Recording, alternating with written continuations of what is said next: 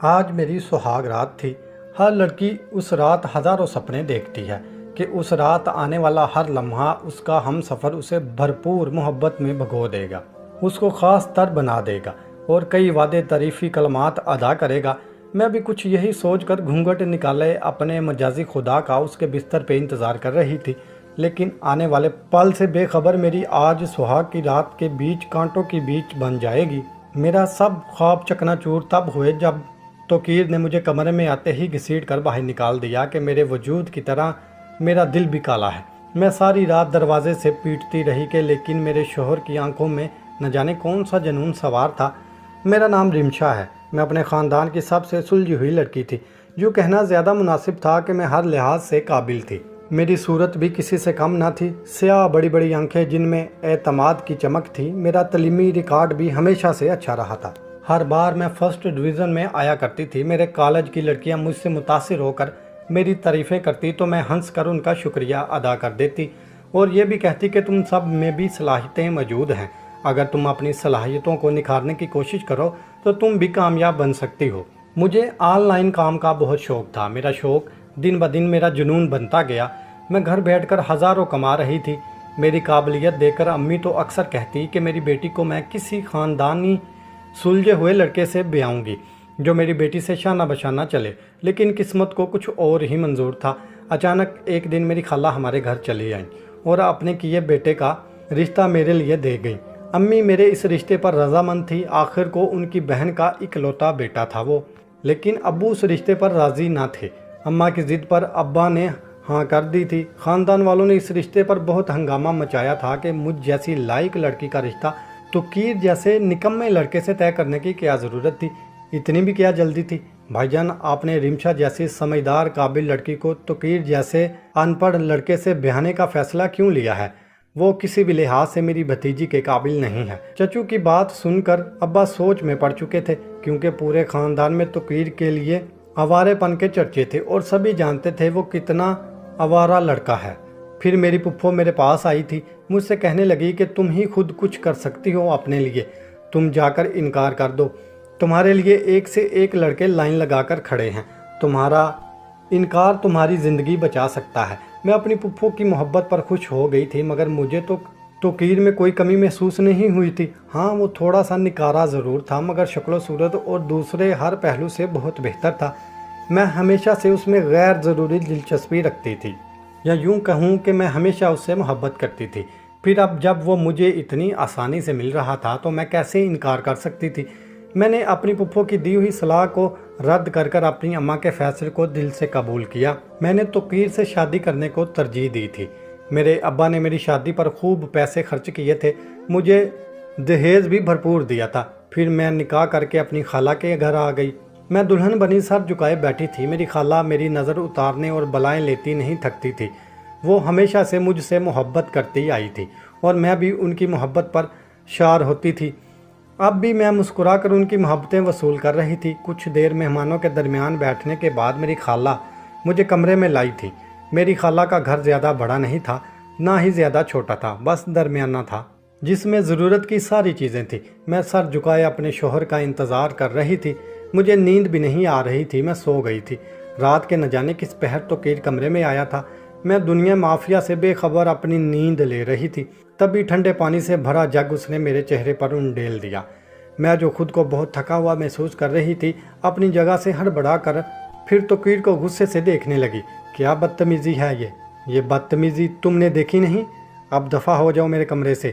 میری آنکھیں پھٹی کی پھٹی رہ گئیں، لیکن بات اب عزت نفس کی تھی، جواب دینا تو بنتا تھا۔ کیا کہا تم نے؟ ایک بار پھر سے کہنا۔ تمہارا کمرہ؟ اب سے یہ میرا کمرہ ہے، اور اگر تمہیں کوئی تکلیف ہے مجھ سے تو خود باہر چلے جاؤ۔ توقیر نے شدید غصے کے عالم میں مجھے دیکھا اور دیکھتے ہی دیکھتے مجھے کمرے سے باہر پھینک دیا۔ اس نے میرے منہ پر دروازہ بند کیا تھا۔ میری عزت نفس کو گوارا نہ تھا کہ دوبارہ دروازہ بجاتی۔ میں اپنے آنسو پوچھتی اس کے رویے کے بارے میں رات بھر سوچتی رہی تھی۔ دوسرے دن ہمارے ولیمے کی تقریب تھی۔ توقیر میرے پہلو میں بیٹھا ہوا تھا اور وہیں پر موجود کچھ خواتینیں باتیں کرنے میں مصروف تھی۔ دیکھو کیسا زمانہ آ گیا ہے، نکمے لڑکے کو اتنی لائق فائق بیوی مل گئی ہے، اور ایک ہمارے بچے ہیں جو پڑھ لکھنے के बावजूद एक कमाऊ पुत्र लड़की नहीं ढूंढ पा रहे। मैं इन औरतों की बातें सुनकर अपनी जगह ज़मीन में गड़ गई थी, जबकि तोकीर गुस्से से लाल पीला हो रहा था। उस रात भी उनका रवैया यूं ही सर्द था। उसने एक निगाह भी मेरी तरफ डालना ज़रूरी नहीं समझा था। मैं तो तोकीर की बेएतनाई पर दिन रात कुढ़ती रहती। जब मैं तैयार होकर उसके सामने जाती तो वो मुझे एक लफ्ज़ मोहब्बत का ना कहता, बल्कि उल्टा मुझे जलील करके रख देता। थोड़ा मेकअप अपने इस काले दिल पर भी कर लिया करो, क्या पता साफ़ हो जाए, तोकीर ने तंजिया अंदाज में कहा। तो थोड़ा मेकअप आप भी अपनी ज़ुबान पर कर लें, क्या पता साफ़ हो जाए। मैंने भी दो टोक अंदाज में जवाब दिया। शोहर के मुंह से तारीफ़ी लफ्ज़ सुनने की बजाय मैं ये सब सुनकर काफ़ी दिल बर्दाश्ता हो जाती थी। मुझे सर झाड़ मुँह फाड़ हुलिये में देखकर मेरी खाला मुझे टोकने लगती, मगर मैं उन्हें क्या बताती कि ये सब आपके बेटे को पसंद नहीं, या फिर मेरी ज़ात ही उसे पसंद नहीं। मैं अपनी ज़िंदगी से बेजार सी हो गई थी। तभी मैंने अपनी फरागत के लम्हों में अपने शौक़ पूरा करने लगी। मैंने अपना ऑनलाइन काम शुरू कर दिया। मुझे शादी के बाद भी अच्छे खासे आर्डर मिलने लगे थे। फिर मैंने अपना ब्रांड बनाने का फ़ैसला लिया था। ब्रांड बनाना मेरा ख्वाब था और मैं चाहती थी मेरे पास इस ख्वाब में तोकीर मेरे साथ दे, मगर वो तो मुझसे सीधे तरीके से बात तक ना करता। वो क्या खाक मेरा साथ देता। फिर मैंने खुद ही अपने दम पर अपना काम शुरू किया। मेरा ब्रांड बस मार्केट में आने ही वाला था कि तोकीर ने सारा घर सर पर उठा लिया। वो मेरे काम करने के हक में नहीं था। मेरी खाला ने जब तोकीर को शोर मचाते हुए देखा तो उसे खूब डांटने लगी। तुम खुद तो कुछ कमाते नहीं हो, और जब वो कुछ कमा रही है तो तुम्हें क्या तकलीफ़ है। खामोश रहो और वो जो करना चाह रही है उसे करने दो। वो अपनी माँ का लिहाज करके खामोश रह गया, लेकिन वो मुझे खूब ताने देता था। मेरा ब्रांड अच्छी तरह चल पड़ा था। मैं हफ्ते के हज़ारों कमा लेती थी। फिर अपने कमाए हुए पैसों से अपने घर को सजाने के लिए खूबसूरत सामान खरीदती। तोकीर के लिए भी तोहफे खरीदती, लेकिन वो उन्हें हाथ भी ना लगाता। वाह तोकीर, तेरी तो लॉटरी निकल आई। तेरी बीवी तो तुझ पर और तेरे घर पर कितना पैसा खर्च करती है, और एक हमारी बीवियां हैं जिन्हें हर वक्त लड़ाई झगड़ों से फुर्सत नहीं मिलती। तोकीर अपने दोस्तों की बात सुनकर गुस्से से सुर्ख हो जाता। लोग हर वक्त उसे अपनी बीवी की कमाई पर पलने के ताने देते रहते थे, जिससे शायद उसकी गैरत पर चोट पड़ती थी और वो बुरी तरह गुस्सा हो जाता था। वो हर वक्त मुझे काम करने से रोकने के बहाने तलाश किया करता था। वो मेरी खाला के सामने तो कुछ नहीं कहता था, मगर पीठ पीछे मुझसे बहुत कुछ कह देता। ये सब फजूल के काम हैं, देखना एक दिन तुम खुद अपने फैसले पर पछताओगी। मगर मैं भी ढीठ थी। उसकी बात सुनकर खामोश रहती। जानती थी मुझे रोकना उसकी आदत बन चुकी है, इसलिए मैं भी उसकी बातों पर ध्यान नहीं देती थी। एक दिन मैं अपने घर की छत पर कपड़े डाल रही थी। मुझे जल्दी जल्दी काम निपटाने थे। मैं छत पर धुले हुए कपड़े फैलाकर जल्दी सीढ़ियाँ उतरने लगी। तभी मेरा पैर फिसला और मैं बुरी तरह गिरती हुई नीचे आई थी। मेरे पैर में बुरी तरह चोट लगी थी, जिस्म जख्मी हो चुका था। मेरे चीखने पर तोकीर भागता हुआ आया। क्या हुआ तुम्हें, कैसे गिरी तुम? एक काम तुमसे ढंग से नहीं होता, उठो अब। उसने फिक्रमंदी से कहा। बैठो यहाँ, मैं फर्स्ट एड लाता हूँ। मुझे बहुत हैरत हुई। क्या ये वही तोकीर था जो हर बात से उसे ताना मारा करता था? इंसान जितना भी बुरा बनने की कोशिश करे, लेकिन उसकी अच्छाई एक दिन सामने आ ही जाती है। देखो मुझे कहाँ गई है। उसने ज़ख्मों में मरहम लगा दिया था। क्या हुआ, दर्द हो रहा है? नहीं, मज़ा आ रहा है। तोकीर ने बगौर उसका चेहरा देखा। कुछ कहना फजूल था। वो तकलीफ़ में थी। मैं बुरी तरह रो रही थी। मुझे रोता देखकर मेरी खाला आहें भरने लगी। तोकीर मरहम लगा चुका था और एक साइड पर हो गया। खाला ने एक नज़र उसको देखा और गालियों की बरसात कर दी। ये सब तूने किया है ना तोकीर, तुझे शर्म ना आई ये सब करते हुए? तोकीर जो एक तरफ खड़ा उसे रोते हुए देख रहा था, एकदम बौखलाकर पीछे हुआ। अम्मा नहीं, मैंने नहीं। खाला ने उसे बोलने का मौका तक ना दिया। नहीं खाला, तोकीर ने कुछ नहीं किया, मेरा ही पाँव फिसला था। चुप कर तू, बड़ी आई उसकी हमायती। तोकीर रुका नहीं, गुस्से में बाहर चला गया।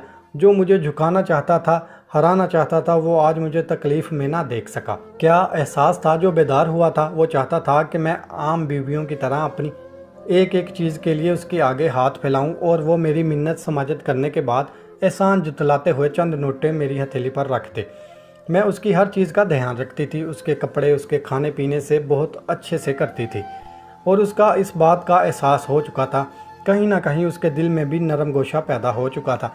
मैं शायद इसलिए करती थी क्योंकि मुझे अपने शोहर से बेहद मोहब्बत थी।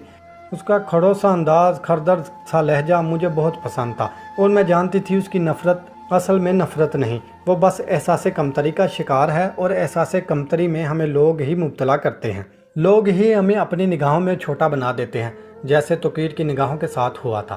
میرے مہینے کے ہزاروں روپے گھر میں آتے دیکھ کر لوگ ہمیشہ یہی سمجھتے تھے کہ توقیر کچھ نہیں کرتا یا کچھ نہیں کماتا، جبکہ میں جانتی تھی وہ صبح سے شام تک گھر سے باہر ہوتا تھا اور اس سے جتنی محنت ہوتی وہ محنت کرتا تھا۔ لوگ اس کی محنت کو نظر انداز کر کے اپنی قیاس آرائیوں پر چلتے تھے۔ لوگوں کے تانوں سے توقیر نفسیاتی مریض بن چکا تھا۔ وہ جو پہلے ڈھکے چھپے انداز میں مجھے روک کر تکاب سب کے سامنے مجھے کام کرنے سے روکتا، ہمیشہ ایسی حرکتیں کرتا کہ میں اس سے عاجز آ جاتی۔ کبھی کبھی تو میں غصے میں آ کر توقیر کی شکایت خالہ سے بھی کر دیتی، وہ اسے لتاڑتی رہ جاتی۔ میں نے اپنا کام جاری رکھا۔ توقیر کے ہزاروں روکے اٹکانے کے باوجود بھی میرا بزنس دن دگنی رات چگنی ترقی کرتا گیا۔ میں دن رات ایک کر کے اپنے کام کے لیے جنونی ہوتی۔ بس مجھے اپنے گھر کے کاموں کے بعد یہی فکر ہوئی کہ کیسے اپنے بزنس کو مزید آگے بڑھاؤں۔ جب میں توقیر کو سمجھا کر تھک گئی تو میں نے توقیر کو اگنور کرنا شروع کر دیا۔ میں جانتی تھی اسے میری یہ حرکت ضرور چبھے گی۔ توقیر پہلے مجھ سے جس طرح لائے وائے تھا، میں بھی اس سے ایسی ہی لاپرواہ ہو گئی تھی۔ میری لاپرواہی توقیر کو چلتے ہوئے ایندھن پر سلگا رہی تھی۔ اس رات بھی اپنا کام کر کے تھکی ہاری اپنے کمرے میں آئی تھی۔ میرا جسم بری طرح درد کر رہا تھا، مارے نیند کے میری آنکھیں سرخ ہو رہی تھی۔ تبھی بیڈ پر لیٹے ہوئے توقیر نے میری سرخ آنکھوں کو دیکھا تھا۔ آ گئی یاد تمہیں میری؟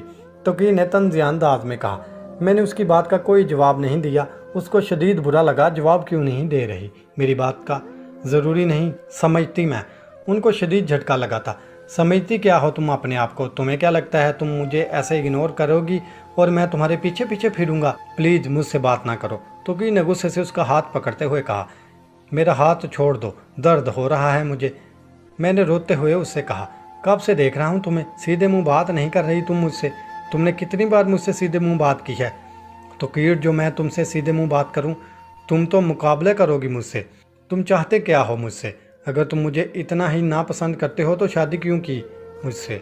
اگر نہیں رہنا چاہتے میرے ساتھ تو آزاد کیوں نہیں کر دیتے مجھے اس رشتے سے؟ اس نے روتے ہوئے کہا۔ توقیر کو جھٹکا لگا۔ میں نے کب کہا تم سے کہ میں تمہیں ناپسند کرتا ہوں؟ تمہیں کہنے کی کیا ضرورت ہے؟ کیا مجھے نظر نہیں آتا کچھ؟ میں ہی پاگل تھی جو تم سے شادی کر لی۔ میں نے تو ہمیشہ تم سے محبت کی ہے، لیکن تم نے کیا کیا میرے ساتھ؟ میں نے تو وہ سب کچھ بول دیا جو میرے دل میں تھا، اور توقیر خاموشی سے سن رہا تھا۔ مجھے دیکھ کر نہ جانے اسے کیا ہوا تھا۔ اس نے میرا سرد ہاتھ اپنے ہاتھ میں رکھا۔ اس نے میرا سرد ہوتا ہوا ہاتھ اپنے ہاتھ میں رکھا۔ آئی ایم سوری، پلیز رو مت۔ کیا ہم سب کچھ بھلا کر ایک نئی زندگی شروع نہیں کر سکتے؟ اس نے کہا۔ اس نے روتے ہوئے کہا۔ توقیر پلیز مجھے مزید مت آزمانا، میں تھک گیا ہوں تمہیں خوش کرتے کرتے۔ وہ گھٹنوں کے بل بیٹھی، منہ پر ہاتھ رکھے رو رہی تھی۔ وہ زمین پر بیٹھ گیا۔ کیا تم واقعی مجھ جیسے نکھٹو سے محبت کرتی ہو؟ میں تو تم جیسے نکھٹو سے محبت کرتی ہوں اور ہمیشہ کرتی رہوں گی۔ میں جان گئی تھی کہ 2 رات میری زندگی کی سب سے خوبصورت رات میں سے ایک رات تھی جس میں اس شخص نے مجھے مکمل کر دیا تھا۔ سارے گلوے شکوے ختم ہو گئے تھے، ساری آزمائشیں تمام ہوئی تھیں، تمام غلطیاں معاف کر دی گئی تھیں۔